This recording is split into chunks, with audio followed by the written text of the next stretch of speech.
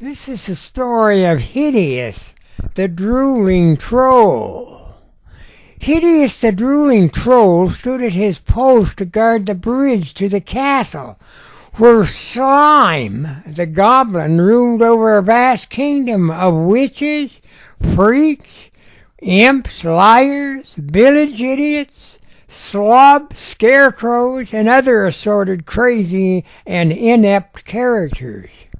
There he stood all day to make sure that anyone that came across the bridge paid the walkover fee, which consisted of 1 pence each way. On his left shoulder sat Whine the mouse, who cried most of the day about everything. First it was the way the wind was blowing, then how the sun shined on his toes, then how drops of rain whacked him on the head. And the worst was a little dirty urchin that sat on the right shoulder of Hideous.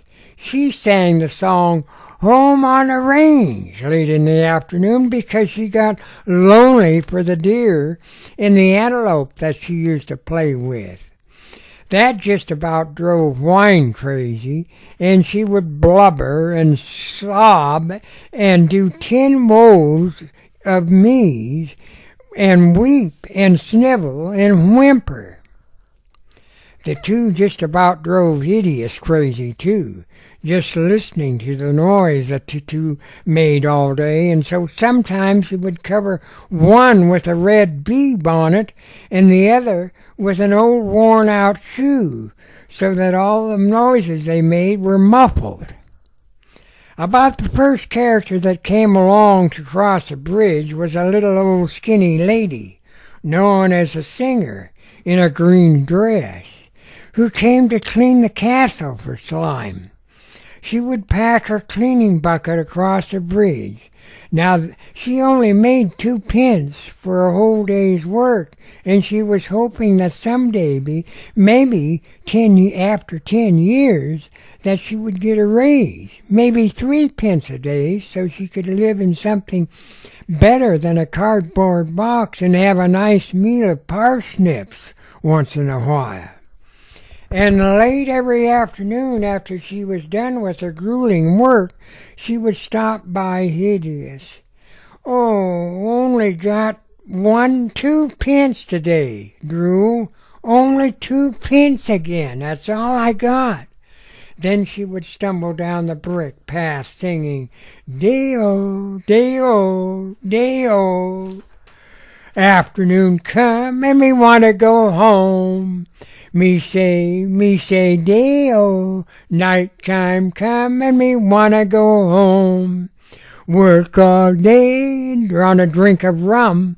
Nighttime come, me want to go home. Come, Mr. Tallyman, tally me clean floor. Daylight come, me want to go home.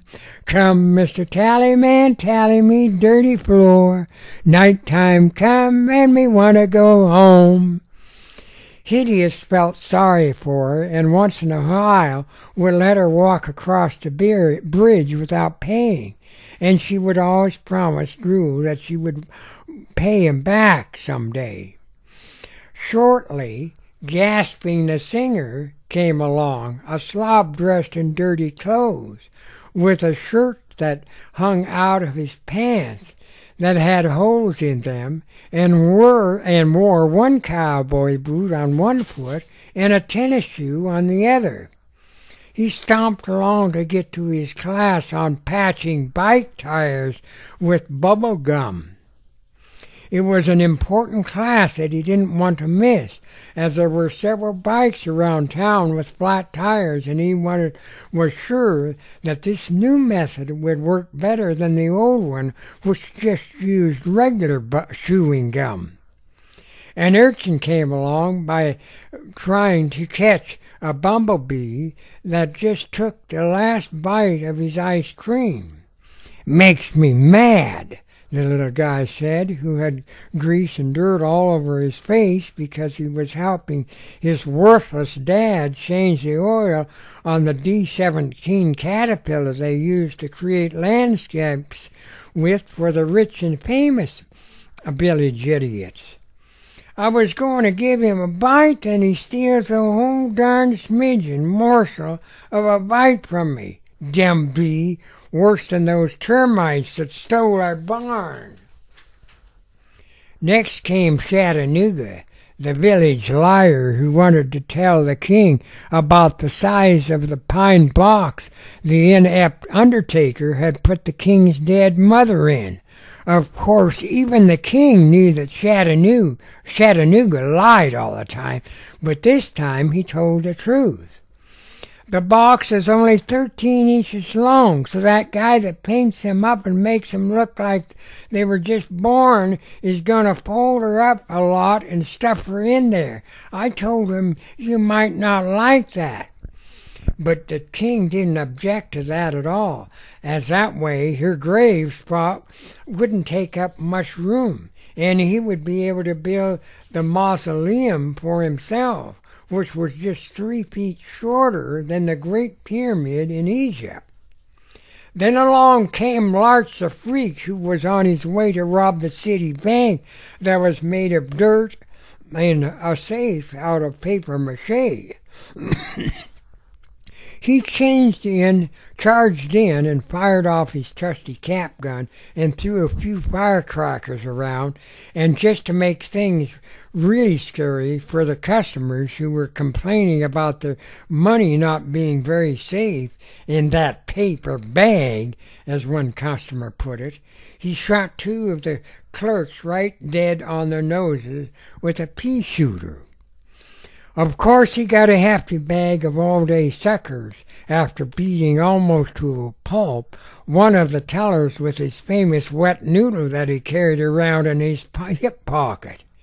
Everybody was afraid of that wet noodle of his, and that did the trick for him every time. Now, this is the end of part 1 of Hideous, the Drooling Troll. Now select part 2 to find out what else happened.